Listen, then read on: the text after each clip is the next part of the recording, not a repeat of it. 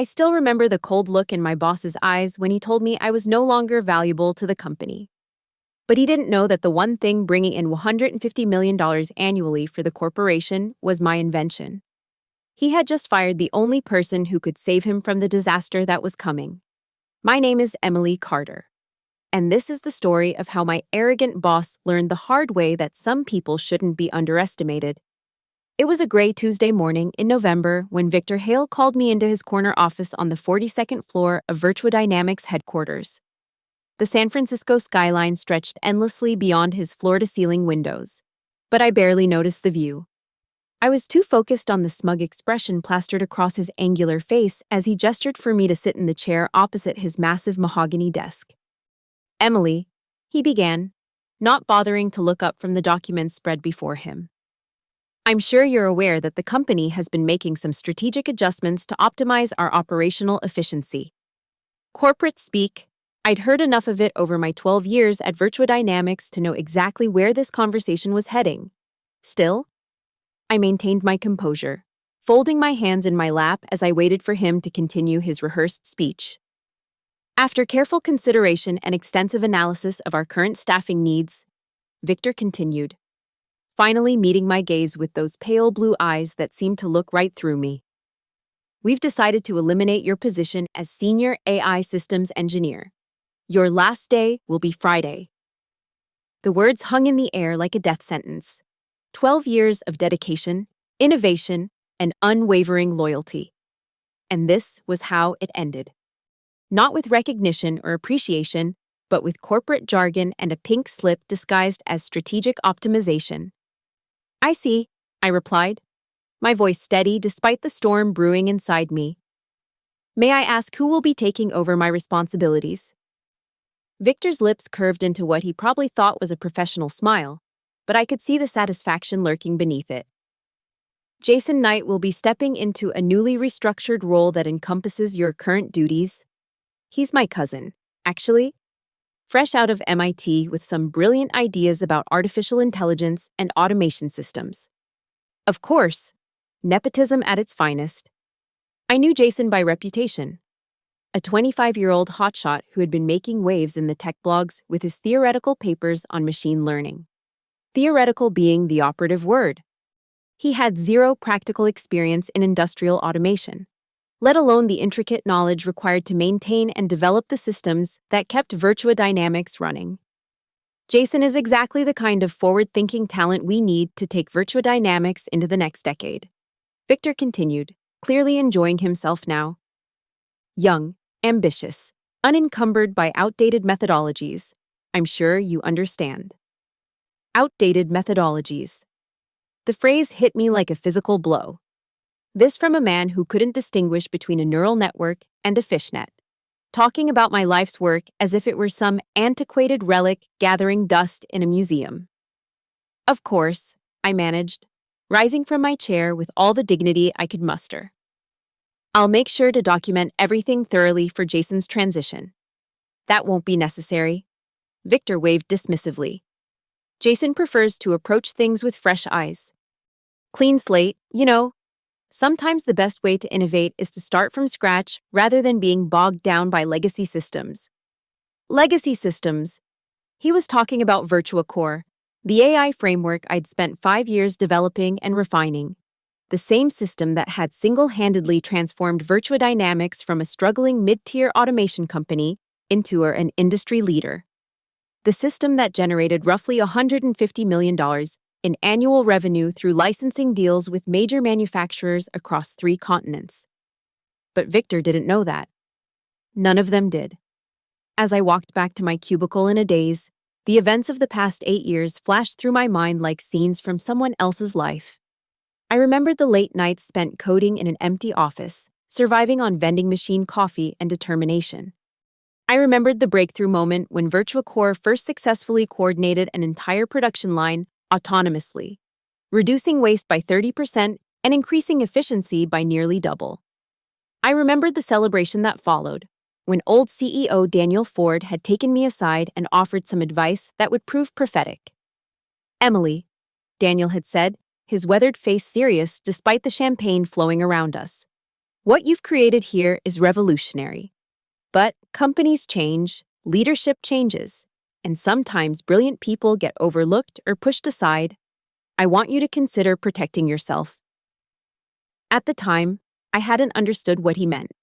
Daniel had explained the concept of intellectual property protection, suggesting that I file for personal patents on the core algorithms that made Virtua Core possible. Grant Virtua Dynamics an exclusive license, he had advised, but make sure you retain ownership. You never know when you might need that leverage. Eerie, it had seemed like paranoia then. Daniel Ford was known for his cautious nature, always planning for worst-case scenarios that never materialized. But something in his tone had convinced me to follow his advice. Over the following months, I'd quietly filed 17 separate patents covering every aspect of Virtua Core's functionality. From the machine learning algorithms that optimized production schedules to the predictive maintenance protocols that prevented costly equipment failures. Virtua Dynamics had been granted exclusive licensing rights for a period of 10 years, with automatic renewal clauses contingent upon my continued employment with the company. It was a detail buried so deep in legal paperwork that I had almost forgotten about it myself until this moment. The exclusive license was set to expire in exactly 7 days. I spent the remainder of that Tuesday cleaning out my desk with mechanical precision, each personal item I packed feeling like another piece of my identity being stripped away. My MIT diploma, the photograph of me receiving the Industrial Automation Excellence Award 3 years ago, the small succulent plant I'd somehow managed to keep alive despite the fluorescent lighting. 12 years of my professional life reduced to a single cardboard box. My colleagues walked past with awkward expressions, some offering sympathetic smiles, others avoiding eye contact altogether. Word traveled fast in the engineering department, and everyone knew that if Emily Carter could be discarded so easily, none of them were truly safe. Sarah Bennett from legal stopped by around 4 o'clock, ostensibly to discuss the transition of my active projects, but really to offer moral support. Sarah and I had worked together on numerous patent filings over the years, and she was one of the few people at Virtua Dynamics who truly understood the technical complexity of what I'd built. "This is insane," she whispered, glancing around to make sure no one was listening. "Victor's making a huge mistake. Does he have any idea what you actually do here?" I shrugged, continuing to pack my things. "Apparently, I'm just legacy baggage holding the company back from its bright future." Sarah's expression darkened. "He's been on a power trip ever since the board appointed him CEO last year. Daniel would never have let this happen." Daniel Ford had stepped down as CEO due to health issues. The rumor had it that he'd been forced out by shareholders who thought his cautious approach was limiting growth potential. Victor Hale, with his MBA from Wharton and his aggressive expansion strategies, had been their golden boy replacement. "Victor doesn't understand the technical side of the business," Sarah continued. "He sees engineering as a cost center to be optimized rather than the core of what makes this company valuable. And bringing in his cousin, that's just nepotism disguised as innovation." I sealed the last box and stood up, surveying my empty workspace. 12 years of my life, and it looked like I'd never been there at all. "Maybe it's time for a change anyway," I said, though I didn't believe it myself. Virtua Dynamics had been my home, my life's work, my professional identity. Starting over at 36 felt overwhelming, especially in an industry that often favored younger candidates. Sarah placed a gentle hand on my shoulder. "If you need anything, Emily, don't hesitate to reach out. References, recommendations, whatever you need. What they're doing to you is wrong, and everyone knows it." I thanked her and headed home to my apartment in Palo Alto, carrying my cardboard box of memories and a growing sense of injustice that I couldn't quite shake. As I sat in my living room that evening, surrounded by the remnants of my former life, I found myself thinking about Daniel Ford's advice once again. The next morning, I called my intellectual property attorney, Margaret Kim, whom I'd worked with on the original patent filings 8 years earlier. Margaret was a sharp woman in her 50s who had built her practice around protecting inventors from exactly the kind of corporate exploitation I was now facing. "Emily," she said when I explained the situation, "I remember those patents very clearly. Brilliant work, Really? Some of the most sophisticated automation algorithms I'd ever seen. How long since you've reviewed the licensing terms? I admitted that I hadn't looked at the paperwork in years, which earned me a gentle scolding about the importance of staying on top of intellectual property matters. Margaret promised to pull the files and review everything, calling me back within 2 hours with news that made my heart race. Emily, the exclusive license Virtua Dynamics holds on your patents expires next Tuesday. According to the terms you negotiated, renewal is contingent upon your continued employment with the company. Since they've terminated you, they have no legal right to continue using your technology after the expiration date. The implications hit me like a thunderbolt. Virtua Core wasn't just some minor component of Virtua Dynamics operations. It was the backbone of their entire automation platform, integrated into every major client system they'd deployed over the past 8 years. Manufacturing giants like Boeing, Ford, and Samsung relied on Virtua Core-powered systems to run their production lines. If those systems suddenly became unavailable, the disruption would be catastrophic. What are my options? I asked, though I was already beginning to formulate a plan. Well, Margaret said with what sounded like barely contained excitement. You could choose not to renew the license, or you could negotiate new terms as an independent licensor. Given the strategic importance of your technology to their business, you'd be in an extremely strong position. I spent the rest of that day researching Virtua Dynamics' financial dependence on Virtua Core-powered systems. What I found was even more shocking than I'd expected. The technology I created wasn't just important to the company's success, it was absolutely critical to their survival. Nearly 80% of their revenue came from clients using Virtua Core integrated solutions. Without my technology, Virtua Dynamics would essentially be a hollow shell, unable to deliver on contracts worth hundreds of millions of dollars. The irony was almost too perfect. Victor Hale had fired me to cut costs and make way for his inexperienced cousin, never realizing that he was cutting the very foundation upon which his empire was built. But I wasn't interested in causing unnecessary destruction. Despite everything that had happened, I still cared about the company and the colleagues I was leaving behind. So I decided to do the right thing and give Virtua Dynamics a chance to address the situation before the license expired. I drafted a formal letter to the company's legal department, carefully explaining the intellectual property situation and offering to discuss renewal terms. The letter was professional, courteous, and completely factual. I made no threats, issued no ultimatums. I simply informed them of the legal reality they were facing and expressed my willingness to find a mutually beneficial solution. I sent the letter on Thursday morning, giving them 5 days to respond before the license expired. Then I waited. The response came not from legal, but from Victor himself, in the form of an email that arrived Friday afternoon, just as I was finishing my final day at Virtua Dynamics. Emily, the message read, I received your letter regarding certain patent claims. While I appreciate your concern for the company's welfare during this transition period, I want to assure you that Virtua Dynamics' legal position is solid. Our technical team has reviewed your claims and determined that any patents you may hold are either expired, superseded by improvements made by company engineers, or covered under work-for-hire provisions in your employment contract.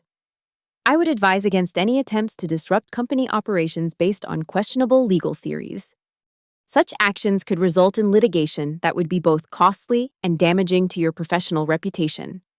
I trust you'll reconsider any hasty decisions and focus on moving forward with your career. Best regards, Victor Hale. I read the email 3 times, each reading increasing my amazement at Victor's complete misunderstanding of the situation. He had dismissed 8 years of careful legal planning as questionable legal theories without even consulting with competent intellectual property counsel. His arrogance was so absolute that he couldn't conceive of a scenario where a former employee might have legitimate leverage over the company. Margaret Kim was less charitable in her assessment when I forwarded the email to her. This is perhaps the most legally ignorant response I've seen in 25 years of practice, she said during our phone call that evening. He's essentially daring you to enforce your rights while demonstrating complete ignorance of what those rights actually are. The work for hire argument is particularly absurd since you filed these patents as personal intellectual property with explicit licensing agreements. So what happens now? I asked. Now we wait until Tuesday and see if they come to their senses. If not, they'll be in violation of federal intellectual property law, and their entire business model becomes legally indefensible overnight. I spent the weekend in a strange state of anticipation, part of me hoping that Victor would realize his mistake and reach out for serious negotiations. Another part of me curious to see just how far his arrogance would take him.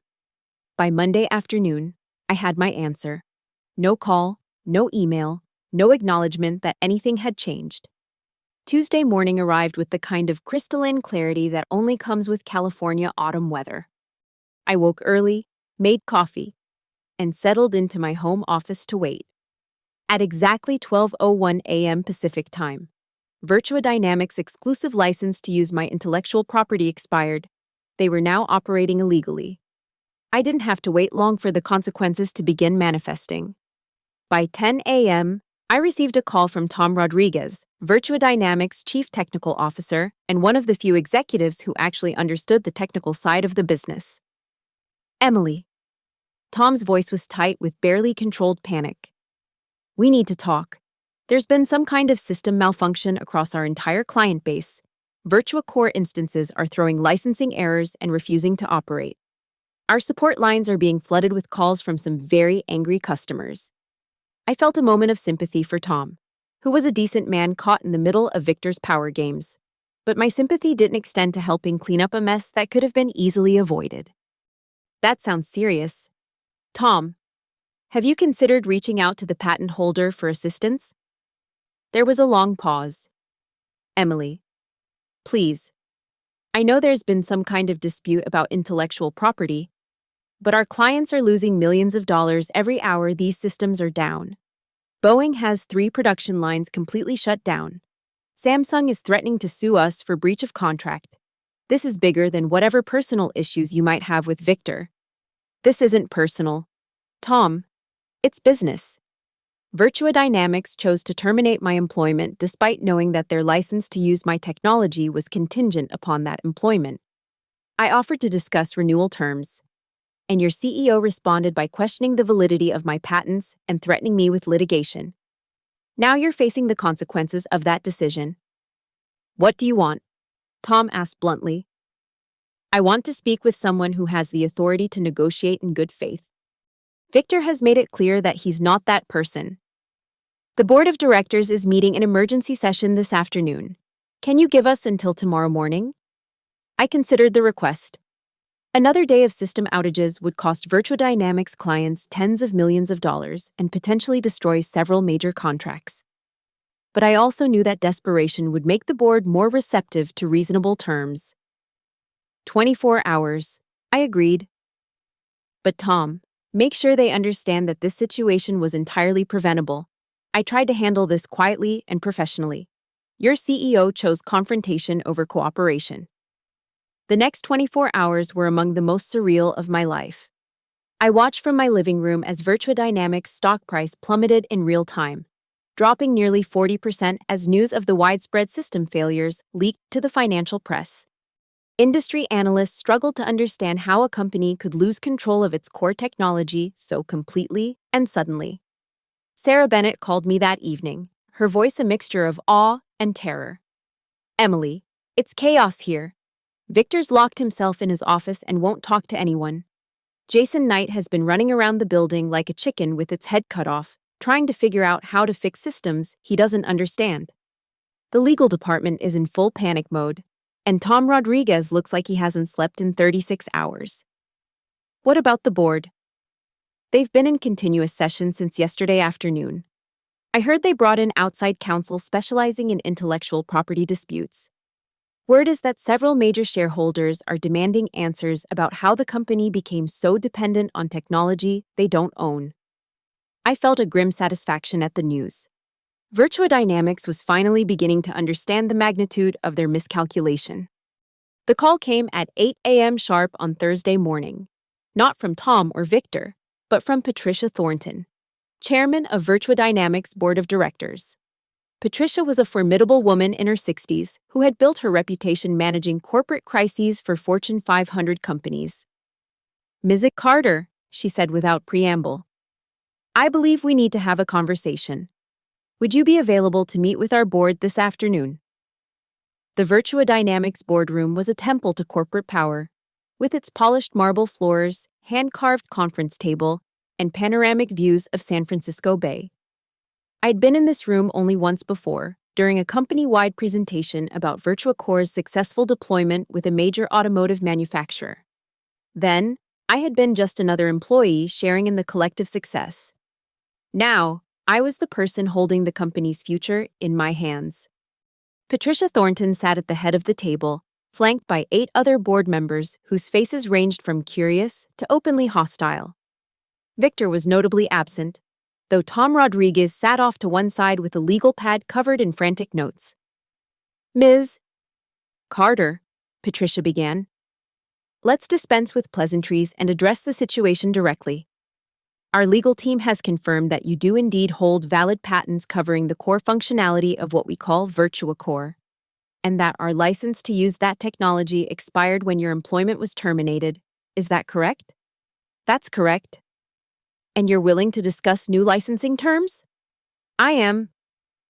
Patricia nodded. "Before we begin those discussions, I think it's important that everyone in this room understands how we arrived at this point.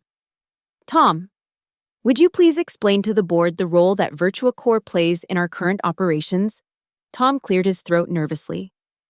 Virtua Core is integrated into approximately 93% of our active client installations.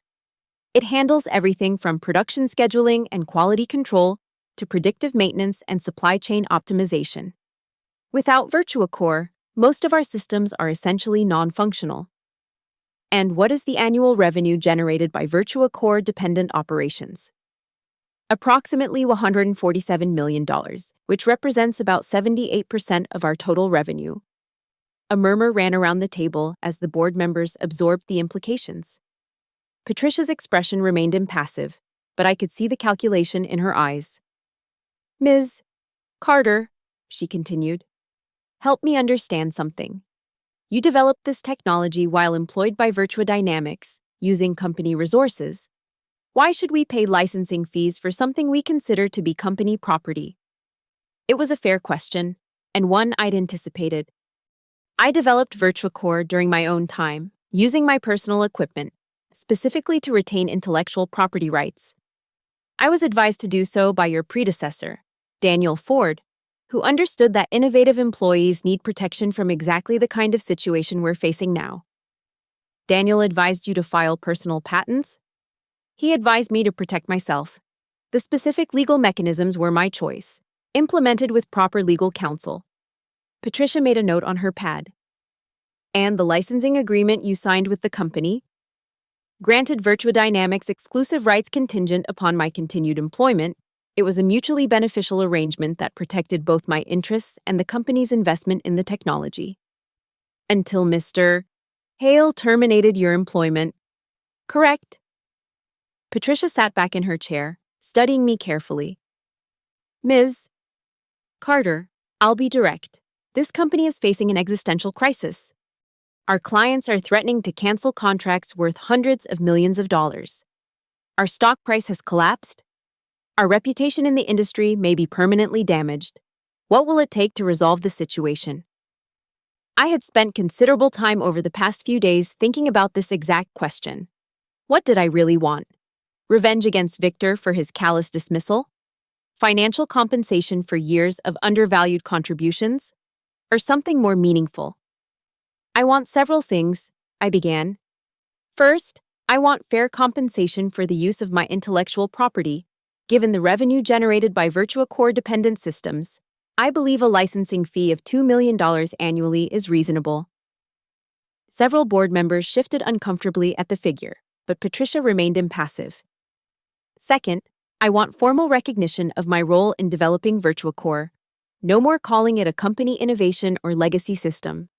I want my name associated with my work. And third, this was the big one.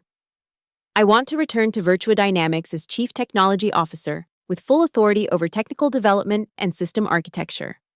I want to ensure that the company never again finds itself in a position where critical technology is mismanaged or misunderstood. Those are significant demands, Patricia said. This is a significant situation, I replied. Virtua Dynamics needs someone who understands both the technical and business implications of the technology that drives your success. I'm the person who created that technology, and I'm the best qualified to manage it going forward.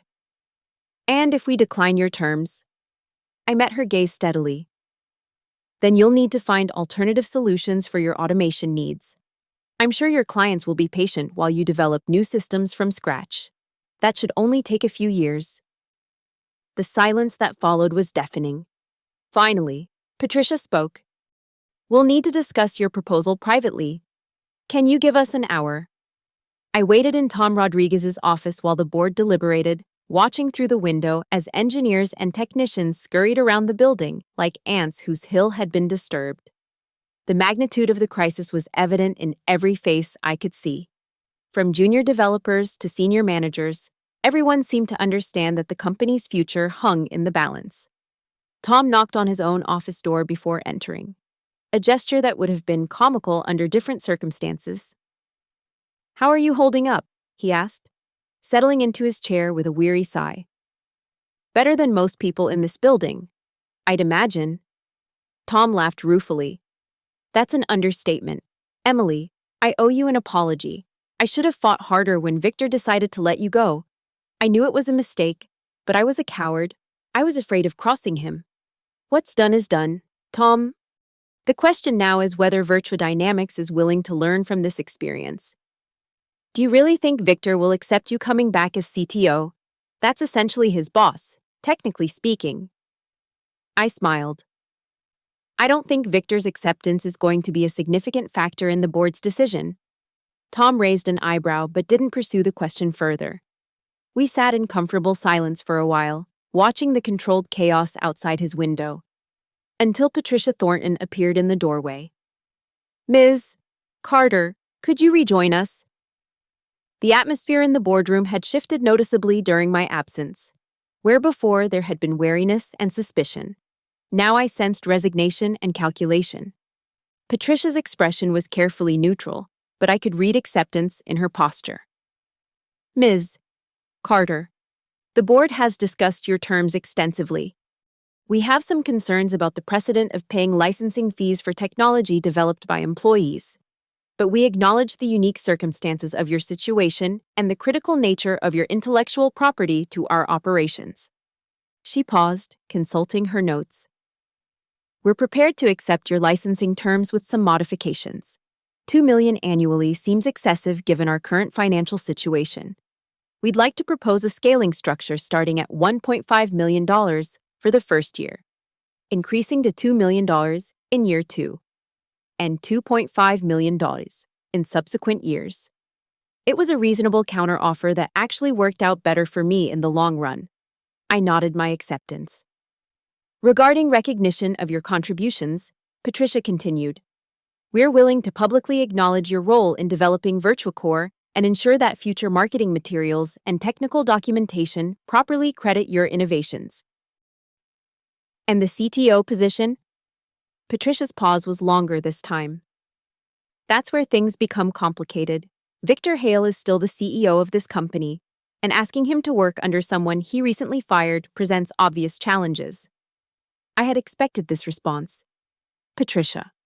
With respect, Victor Hale's personal feelings are less important than Virtua Dynamics' survival. This crisis happened because he made decisions about technology he didn't understand. The board needs to decide whether you want leadership that prevents future crises or leadership that creates them.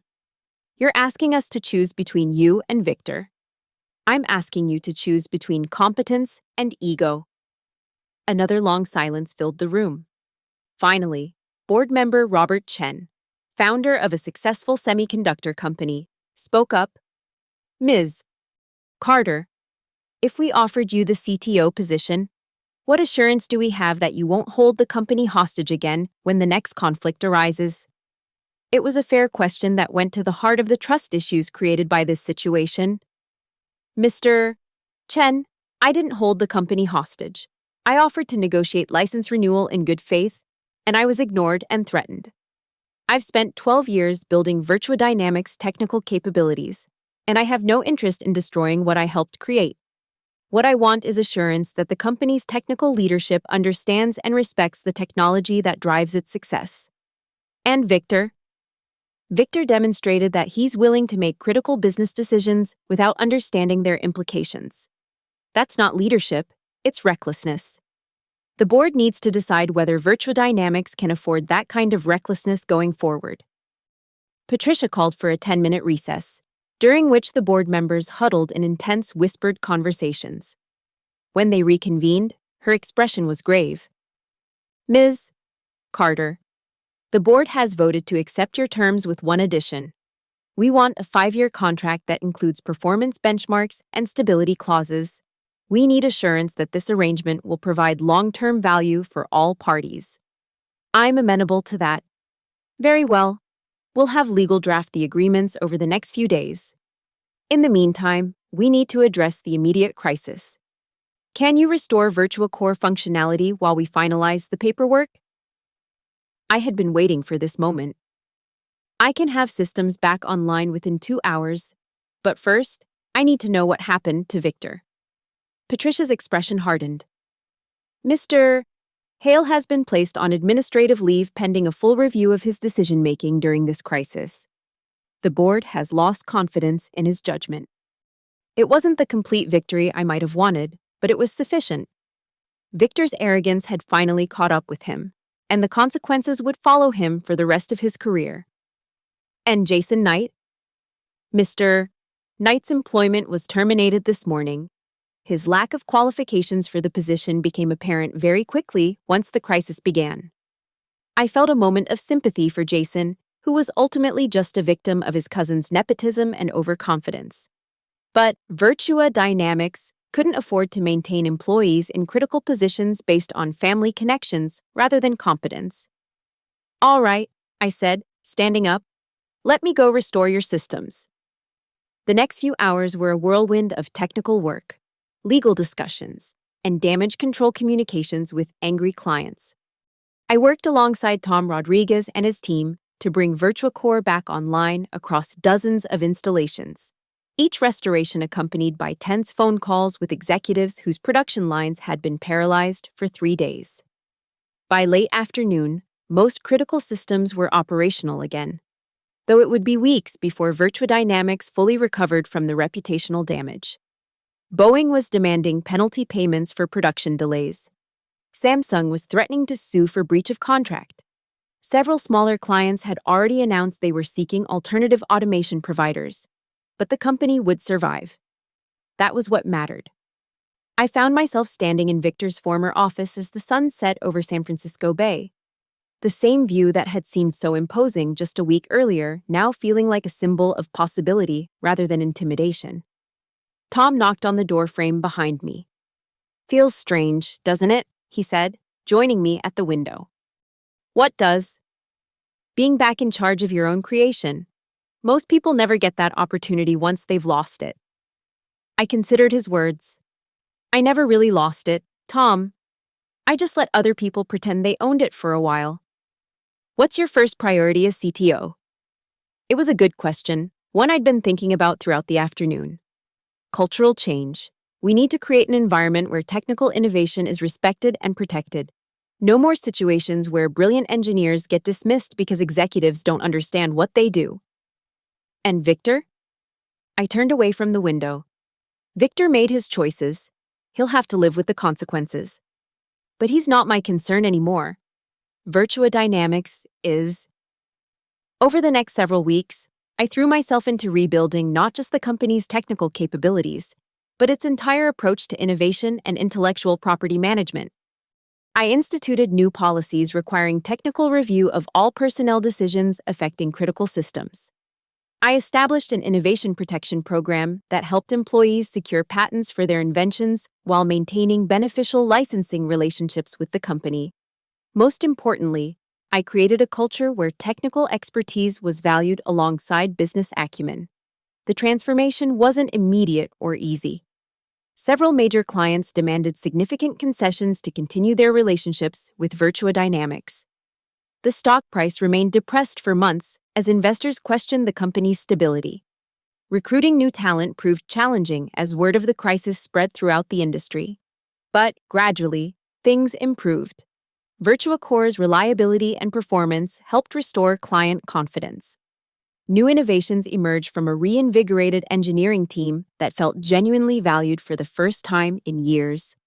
Industry publications began writing positive stories about Virtua Dynamics' technical leadership renaissance. The personal satisfaction of seeing my creation properly managed and developed was immense.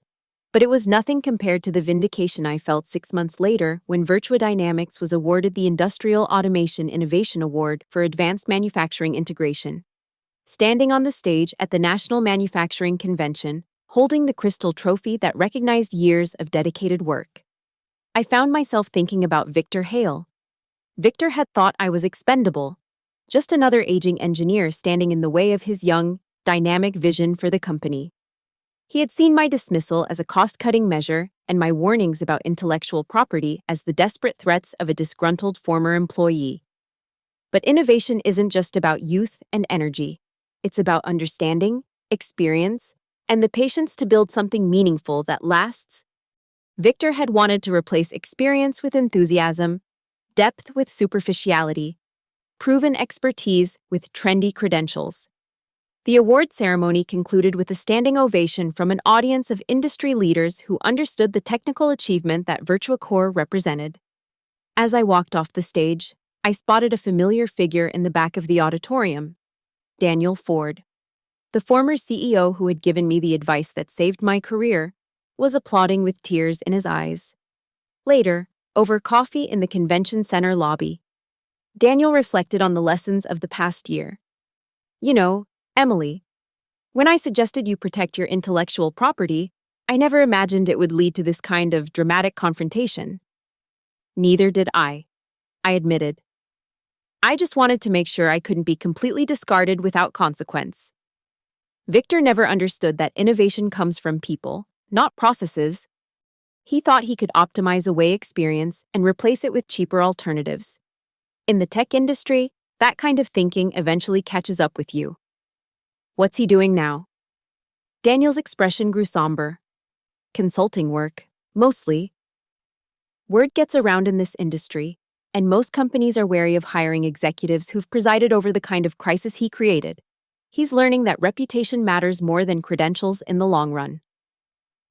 I felt a complex mixture of emotions at the news.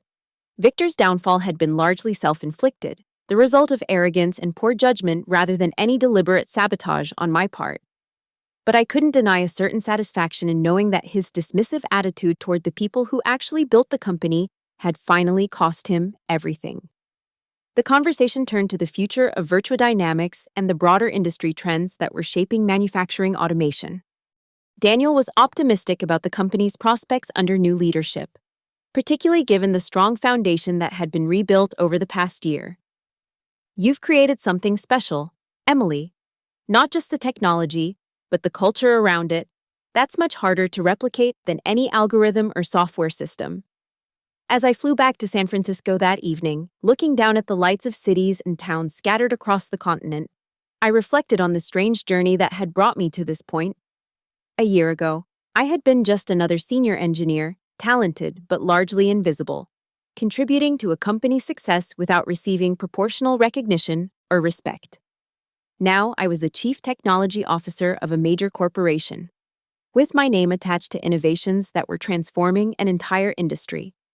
More importantly, I'd helped create an environment where other talented people could flourish without fear of being discarded by executives who didn't understand their value. The plane descended through the clouds toward San Francisco International Airport, the city's familiar skyline emerging from the Pacific fog like a promise of new possibilities. Tomorrow there would be new challenges, new innovations to develop, new problems to solve. But tonight, I was content to savor the satisfaction of having protected something valuable and seen it grow into something even better. Victor had thought he was discarding dead weight when he fired me. He had seen my departure as an opportunity to inject fresh energy into what he perceived as a stagnant organization. But he had failed to understand that experience and innovation aren't opposites. They're complementary forces that, when properly combined, create something more powerful than either could achieve alone. The taxi ride from the airport to my apartment took me past the Virtua Dynamics building, its upper floors illuminated against the night sky. Somewhere in those lit windows, engineers were working on the next generation of automation systems, building on the foundation I had created but taking it in directions I had never imagined. That was exactly as it should be. Innovation isn't about controlling every aspect of how your creations develop. It's about building something solid enough to support whatever comes next and ensuring that the people doing the building are valued for their contributions. I thought about Victor one last time as the taxi pulled up to my building. He had believed that dismissing me would remove an obstacle to his vision of Virtua Dynamics' future. Instead, he had removed the foundation upon which that future depended. In the corporate world, there's a tendency to treat people as interchangeable resources, to assume that talent can be easily replaced and that institutional knowledge has no real value. Victor had embodied that philosophy perfectly, seeing employees as line items on a budget rather than the living, breathing source of everything the company had achieved. But some things can't be replaced or replicated. Some knowledge can't be transferred through documentation or training programs. Some relationships between creator and creation run so deep that severing them damages both parties in ways that aren't immediately apparent. Victor had learned that lesson the hard way, and the cost had been his career. As I settled into my apartment that night, I found myself thinking not about revenge or vindication, but about responsibility. I now held a position of significant influence within Virtua Dynamics, with the power to shape not just the company's technical direction, but its entire culture around innovation and respect for expertise. It was a responsibility I didn't take lightly. The next morning brought a stack of resumes from talented engineers who wanted to join Virtua Dynamics' reinvigorated technical team. Each application represented someone's career aspirations, their hope of contributing to meaningful work in an environment that valued their skills. I thought about my own journey as I reviewed their qualifications. 12 years earlier, I had been one of those hopeful applicants, eager to prove myself in an industry that was just beginning to understand the transformative potential of artificial intelligence in manufacturing. I had joined Virtua Dynamics as a junior engineer with big dreams and bigger ambitions, never imagining that I would one day hold the company's future in my hands. The irony wasn't lost on me. Victor had tried to replace experience with youth, proven expertise with fresh perspectives. Now I was in the position of evaluating fresh perspectives while drawing on the experience that Victor had dismissed as obsolete. But I had learned something that Victor never understood. Innovation thrives when experience mentors enthusiasm, when proven expertise guides fresh ideas, when institutional knowledge supports rather than constrains new thinking. Among the applications was one that caught my attention immediately. Lisa Chen, a recent PhD graduate from Stanford with a dissertation on advanced machine learning applications in industrial robotics. Her academic credentials were impressive, but what struck me was the practical nature of her research. Unlike many academic projects that remained theoretical, Lisa had partnered with local manufacturers to test her ideas in real-world environments. I scheduled an interview for the following week. Lisa turned out to be everything her resume suggested: brilliant, passionate, and refreshingly practical in her approach to complex technical problems. But what impressed me most was her humility and eagerness to learn from experienced practitioners. "Dr. Carter," she said during our conversation, "I've studied your work on Virtua Core extensively. The elegance of your algorithms is remarkable, but what I find most impressive is how you've managed to balance theoretical sophistication with practical reliability. That's something they don't really teach in graduate school." "Call me Emily," I replied. "And you're right about graduate school. Academic environments often prioritize novelty over practicality. In the real world, the most elegant solution is usually the one that works consistently under pressure."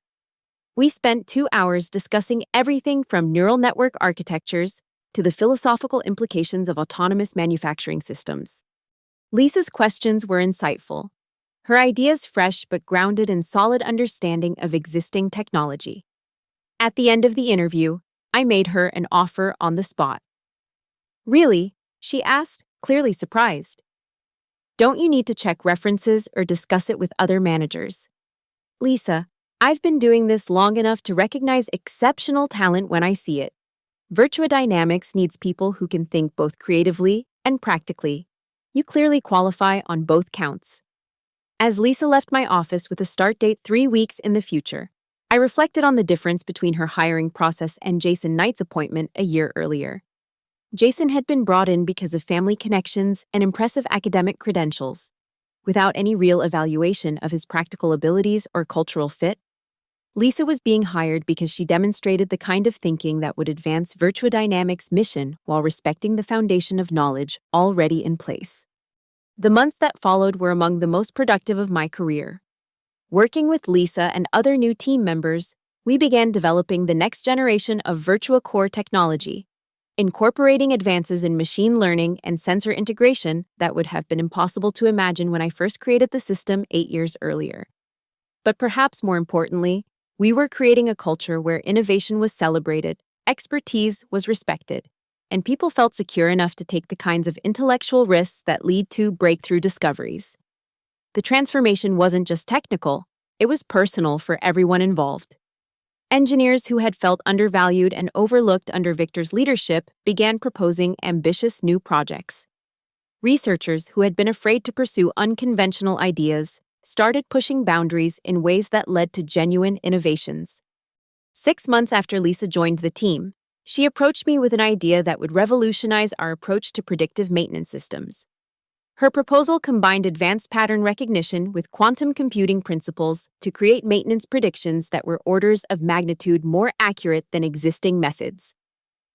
"It's ambitious," she admitted as we reviewed her detailed technical specifications. "Maybe too ambitious. The quantum computing infrastructure alone would require a significant investment, and there's no guarantee the approach will work at scale." I studied her proposal carefully. The technical challenges were substantial, the financial risk significant, the timeline optimistic at best. Under Victor's leadership, such a project would have been dismissed immediately as too risky and too expensive. But this was exactly the kind of thinking that had created Virtua Core in the first place: bold ideas grounded in solid technical understanding, ambitious goals supported by careful planning, innovation that pushed boundaries while respecting practical constraints. "Lisa," I said finally, "this is brilliant. Let's build a prototype." The quantum maintenance project became a symbol of Virtua Dynamics' new approach to innovation. Rather than dismissing ambitious ideas as impractical, we created structured processes for evaluating and developing them. Rather than punishing failure, we celebrated the learning that came from intelligent risk-taking. Not every project succeeded, of course. Some of our most ambitious ideas proved technically infeasible or economically unviable. But the culture of innovation we were building meant that failure became a stepping stone to success, rather than a career-ending disaster. Word of Virtua Dynamics' transformation began spreading throughout the industry. Technology publications wrote articles about our innovation renaissance. Competitors tried to recruit our engineers with increasingly generous offers. University programs began studying our approach to technical leadership as a model for other companies. The recognition was gratifying, but what mattered most to me was the knowledge that we were creating something sustainable. The culture we were building would outlast any individual leader or specific technology. Future employees would benefit from the environment of respect and innovation that we were establishing today. 1 year after the quantum maintenance project began, Lisa and her team achieved a breakthrough that exceeded even our most optimistic projections. Their prototype system could predict equipment failures with 97% accuracy up to 6 months in advance, enabling manufacturers to optimize maintenance schedules in ways that saved millions of dollars annually. The announcement of our quantum maintenance technology sent Virtua Dynamics' stock price soaring to record highs. Industry analysts declared it the most significant advancement in predictive maintenance since the invention of sensor-based monitoring.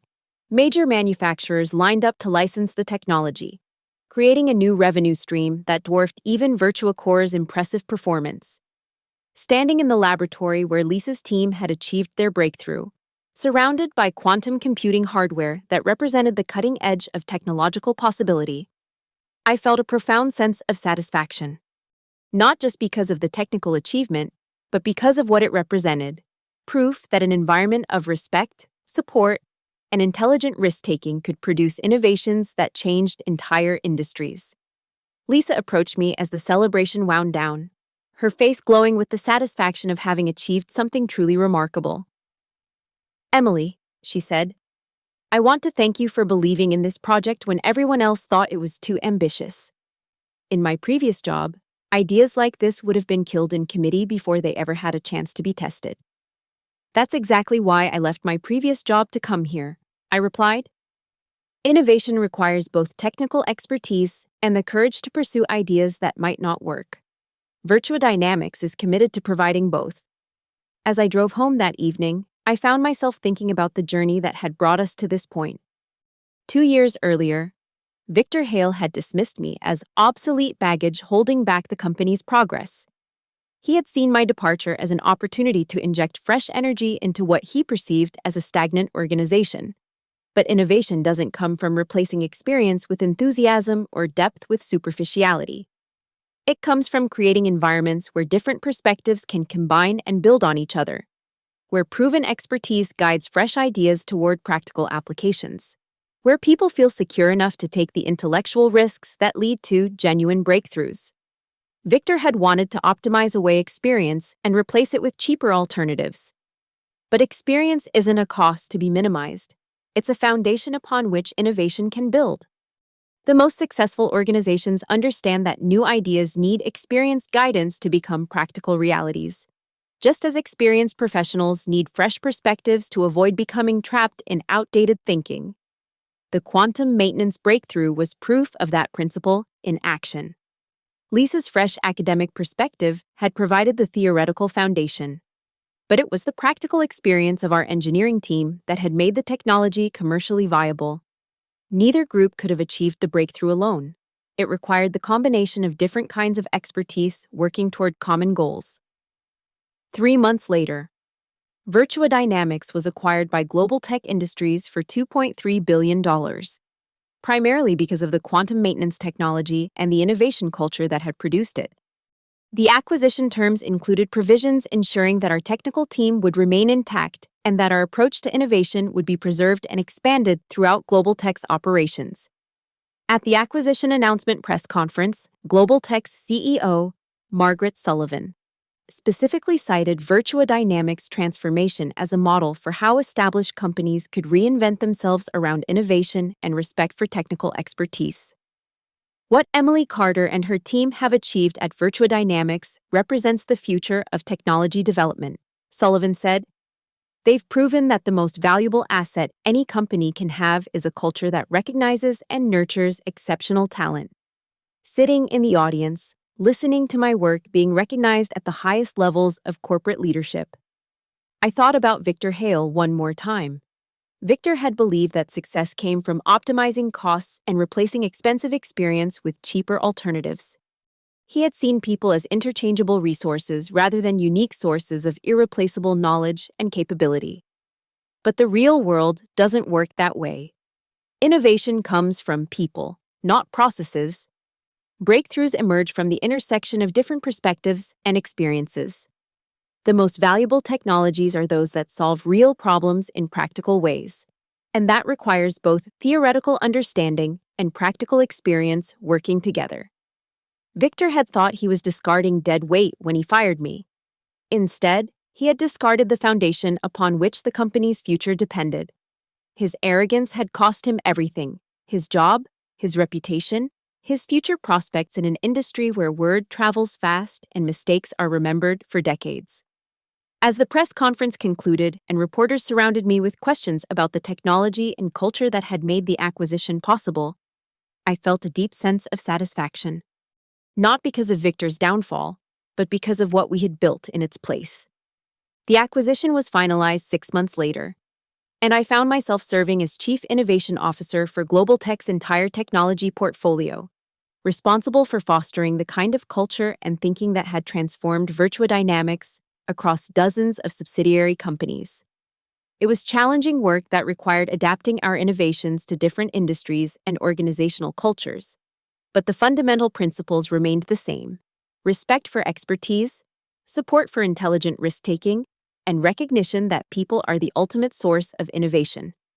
1 year after the acquisition, I received an unexpected phone call from Daniel Ford, the former CEO whose advice had set this entire journey in motion.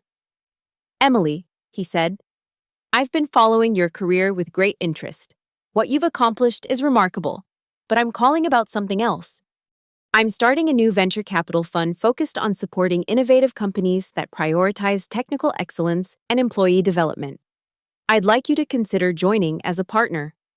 The offer was intriguing. After spending my entire career as an engineer and technical leader, the opportunity to help other companies avoid the kind of crisis that had nearly destroyed Virtua Dynamics was appealing. "What kind of companies are you targeting?" I asked. "Organizations that understand that innovation comes from people, not just capital, companies that are building sustainable competitive advantages based on technical expertise rather than financial engineering or market manipulation. Basically, companies that embody the principles you've proven at Virtua Dynamics."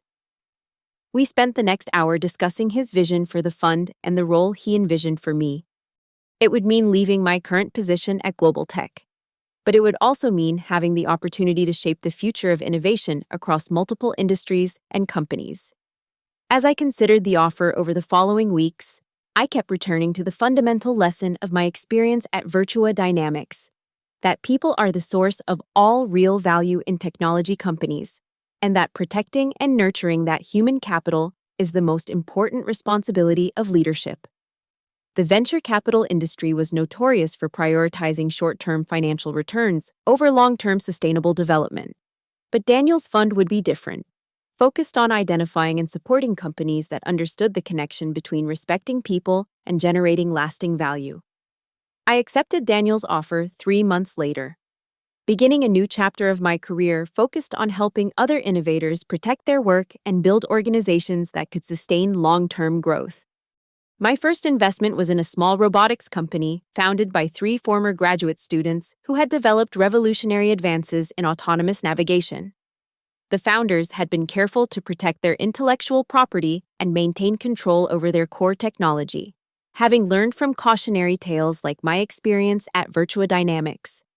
Working with them to scale their operations while preserving their innovative culture felt like completing a circle that had begun years earlier when I first filed patents on Virtua core technology. During one of our board meetings, the company's founder, Dr.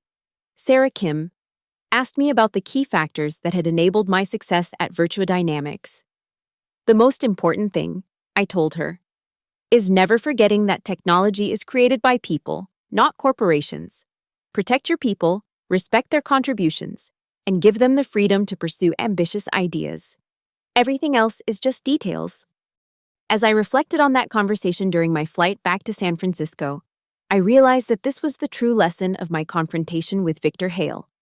Not that arrogance always gets punished or that justice always prevails, but that sustainable success in technology requires recognizing and nurturing the human element that makes innovation possible. Victor had seen people as costs to be optimized rather than assets to be developed. He had prioritized credentials over competence, connections over capability, theories over practical experience. His approach might have worked in some industries, but in technology, where innovation is the only sustainable competitive advantage, such thinking is ultimately self-destructive. The companies I now work with understand that their most valuable assets walk out the door every evening and hopefully walk back in the next morning. They understand that protecting and developing human capital isn't just good ethics, it's good business. Looking back on the entire experience, from my dismissal through the crisis and eventual transformation of Virtua Dynamics, I'm struck by how many of the key moments came down to simple respect for expertise and understanding of value. If Victor had respected my knowledge and experience, he never would have fired me in the first place. If he had understood the value of what I had created, he would have handled the intellectual property situation professionally rather than arrogantly. If he had been willing to acknowledge mistakes and negotiate in good faith, the crisis could have been resolved without destroying his career. But arrogance has a way of blinding people to realities they don't want to acknowledge. Victor couldn't accept that his understanding of the business was incomplete, that his assumptions about value and replaceability were wrong, that the person he was dismissing held the key to everything he thought he controlled. In the end, that blindness cost him everything, while creating opportunities for people who understood the real sources of value in technology companies. Today, Virtua Core technology powers manufacturing systems around the world, generating billions of dollars in value for the companies that use it.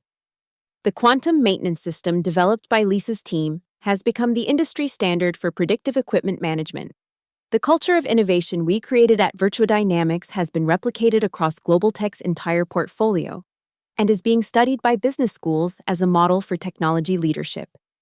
And Victor Hale remains a cautionary tale told in MBA programs about the dangers of underestimating the people who actually create the value that makes companies successful. The lesson isn't about revenge or karma or cosmic justice. It's about understanding that in knowledge-based industries, the most important assets are intangible and irreplaceable. Companies that understand this truth build lasting success. Those that don't eventually face the consequences of their misunderstanding. Victor thought I was past, something to be discarded in favor of a brighter future. But he never understood that there is no future without honoring the past, no innovation without respecting the foundation of knowledge that makes new discoveries possible. Now, when young entrepreneurs ask me for advice about protecting their innovations and building sustainable companies, I tell them the same thing Daniel Ford told me years ago. Protect yourself. Respect the people who create value. And never forget that success in technology comes from people, not processes. Some lessons can only be learned through experience. Some truths can only be understood by those who have lived them. And some victories are sweeter not because they represent personal triumph, but because they demonstrate principles that can help others avoid similar struggles. Victor had thought he was writing my professional obituary when he fired me that November morning. Instead, he had written his own,